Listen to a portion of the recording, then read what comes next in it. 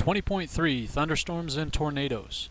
Okay, our vocabulary list: thunderstorm, squall line, supercell, lightning, tornado. Make sure you have a good background on those terms, because I'll be mentioning several of those in this screencast.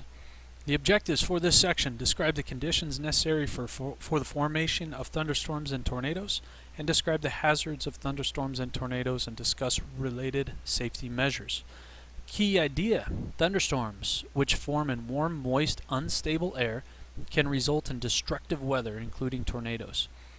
Big question here: how are thunderstorms and tornadoes related? Thunderstorms form in warm, moist, unstable air. They produce lightning and a discharge of electricity. There are three stages. First stage is called the cumulus stage. This is when air rises and a cumulus cloud forms. The rising air is called an updraft. The updraft prevents precipitation from reaching the ground. Then we have a mature stage. This is when the precipitation becomes heavy enough to fall through the updraft and reach the ground. The falling precipitation creates a downdraft. So now if you look at the diagram, we have one side of the cumulonimbus cloud has that updraft, that rising of that warm air, warm moist air, and then we have that downdraft because the precipitation is too heavy for that updraft. Then we have some light rain, and this is called the dissipating stage. The downdraft weakens the updraft, so the blue arrow becomes so strong that the red arrow is no longer evident on this stage, eventually cutting off the supply of warm, moist air rising to the cloud. The cloud begins to evaporate. Now, thunderstorms often occur in lines hundreds of kilometers long ahead of fronts. This line is called the squall line. Now, the length of the thunderstorm doesn't necessarily mean that it's a stronger, more violent, more dangerous storm. I mean, sometimes a very small little thunderstorm can be very intense, and we'll talk about that later as well. So, if you're ever in a thunderstorm, probably your biggest concern is lightning. Now, some safety tips for lightning: stay or go indoors, and stay away from any ungrounded appliances. Most appliances are grounded nowadays. Any ungrounded electrical cords, metal pipes, running water, and do not use your landline phone. Okay, your cell phone, there has been no reports of any electric current from lightning going through a cell phone, but you never know. But that do not use your phone is a landline phone. Now, if caught outside, get into a hardtop car, not a convertible, and do not touch the metal frame. Avoid tall objects like lone trees, flagpoles, and telephone poles. Avoid metal objects like umbrellas, bicycles, and wire fences. If caught in the open, squat low to the ground. Do not lie on the ground. You want to be up on the balls of your feet. Okay, you don't want as much contact with you want the least amount of contact with the ground as possible. So you just squat down low, balls of your feet, and get down as low as possible. Now, you also want to keep away from bodies of water, and do not stand in water. If there's a big puddle or something like that, you want to get out of that. Watch out for flooding in low-lying areas, and never stay under a lone tree. That's probably one of the most common injuries due to lightning, is people are crowded around one single tree. They go find the one tree that's in their area, and they all go huddle by it. And that gets hit by lightning, and then the electricity dissipates down to the ground and around that tree. Now, supercells are very large single-cell thunderstorms. These are the ones I'm talking about, where they're not kilometers long. They might be one or two, or even less than one, but they're very, very intense. They have very strong updrafts and may cause a tornado to develop. Now, tornadoes can develop in thunderstorms. Okay, so a thunderstorm is, in essence, the beginning part of a tornado. Thunderstorms containing rotating updrafts. So now that red arrow, you see that inflow. Now that red arrow is starting to circulate, okay, starting to rotate. Now, both thunderstorms and tornadoes can cause severe damage. Tornadoes are violently rotating columns of air that usually touch the ground. Not always. You'll have a tornado warning even though a tornado hasn't touched ground yet, but it's still considered a tornado.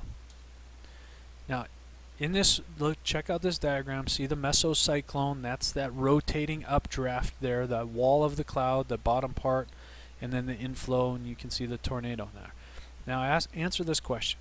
Is air pressure at the surface increasing or decreasing in the diagram? Think about that airflow. And how do you know? Air pressure is decreasing. That air is flowing upward into the storm system, creating low pressure at the surface. So in which direction is the mesocyclone rotating? Counterclockwise, as viewed from the top. So if you're looking from on top down, for example, if you're using a weather map, it would be going counterclockwise. In which hemisphere is the storm occurring? Think back about the Coriolis effect and in which direction the winds are deflected. It's in the northern. Lows rotate in a counterclockwise direction in the northern hemisphere due to the Coriolis effect. Another question. Highs are often called anticyclones. Why are high pressures called anticyclones and lows called mesocyclones? Lows are called cyclones. Highs are the opposite of lows and are called anticyclones. So this is a mesocyclone. Some people call it a cyclone. They're interchangeable. And the opposite would be an anticyclone. Now, Professor Ted Fujita of the University of Chicago intensively researched patterns of tornado damage as well as developed the intensity scale. So this is called the Fujita Tornado Intensity Scale. You can see the different categories: weak, strong, and violent. Those are general terms. Then he used an F scale. So F is in Fujita. So F0, estimated wind speed 65 to 118 kilometers per hour, all the way down to F5 on the scale.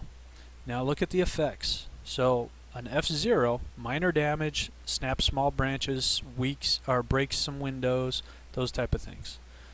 Then we get down to rips roofs off houses, destroy mobile homes, uproots large trees. That would be an F2, getting up to 253 kilometers per hour. And then finally an F5, lifts and transports sturdy buildings. Okay, that's 513 kilometers per hour. Extremely violent and intense tornado. Why is it important to avoid rooms with windows during a tornado? Might seem obvious, but just making sure you realize the dangers. You don't want to be looking out a window, oh cool, there's a tornado, and then all of a sudden the strong winds of a tornado can blow out the window that you're looking through. So be careful around windows. Where do you think the safest place to be in the event of a tornado? Now this might depend on what your house is, what kind of house you have, and what's available to you. But inside, some type of sturdy structure. For me and my family, it's underneath the stairwell, near the center of the house. If not, it would be maybe in the master closet or something like that, where there's no windows and it's centrally located in the house. Okay, other tips. Stay or go indoors. If possible, go quickly to the basement or storm cellar. Not a lot here in Arizona, but again, you never know. Otherwise, go to a smaller inner hallway or room without windows, such as a bathroom or closet on the ground floor of a strong building. Avoid large spaces like auditoriums and malls. Stay away from windows and outside walls. Get under a mattress or sturdy piece of furniture and hold on to it. Protect your head and neck. Avoid mobile homes and cars. Do not try to outdrive a tornado. You can't judge what direction they're going and what speed, so you got to be careful. Now, if you are caught outside, lie in a ditch or low-lying area, protect your head and neck, and obviously watch for flooding. That's it for 20.3. You can listen to me next time on 20.4.